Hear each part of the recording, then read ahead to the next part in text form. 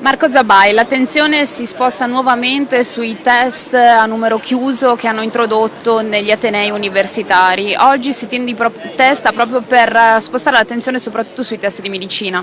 Sì, il test di medicina è quello di cui sono uscite le graduatorie ieri, graduatorie che sono a nostro parere falsate in quanto ci sono state tantissime irregolarità in tutta Italia riguardo a questi test ancora una volta. Questo è ormai il terzo anno che l'Unione degli Universitari si segue tutta questa pratica dei ricorsi che poi porteremo avanti adesso contro queste irregolarità. Siccome li abbiamo tutti vinti fino ad adesso e siccome rispetto a queste vittorie il Ministero non ha pensato ad altro che a spostare il test da settembre ad aprile, questo è stato il grande cambiamento, noi vogliamo ancora una volta ribadire come il sistema dei test d'ingresso sia falsato, sia una forma ingiusta e che non vada assolutamente a garantire alcun tipo di meritocrazia, né garantisce alcun tipo di investimento nell'università, anzi è una scusa per ridurre il numero degli studenti e poter giustificare i pochi investimenti che vengono fatti sull'università in Italia, in particolar modo sull'ambito medico che ha necessità di grandissimi investimenti. Voi di fatto chiedete l'abolizione del test?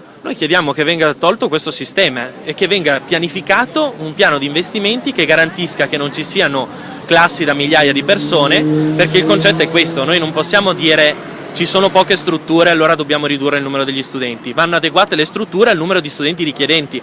E in più bisogna fare un lavoro culturale di orientamento. Le persone vedono medicina ormai come un porto sicuro dove poi avere garanzia del posto di lavoro. Questa è una cosa che bisogna risolvere, perché un medico è una professione seria, le persone devono approcciarsi in maniera con una grande volontà per fare questa professione e magari appunto non col sistema di test non invoglia questo, perché il sistema di test è una lotteria. Io vado, metti che mi va bene e entro a medicina. Abbiamo vari abbandoni durante gli anni, quindi non garantisce che.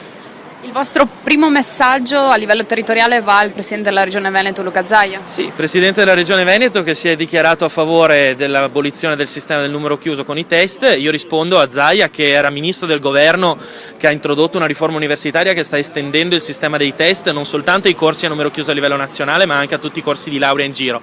All'Università di Padova, proprio la facoltà che ha frequentato il signor Zaia, che è la facoltà di agraria, soltanto l'anno scorso ha introdotto 13 nuovi numeri chiusi. Quindi ci chiediamo come mai questo non si sia svegliato adesso e non si potesse svegliare prima. Mi dici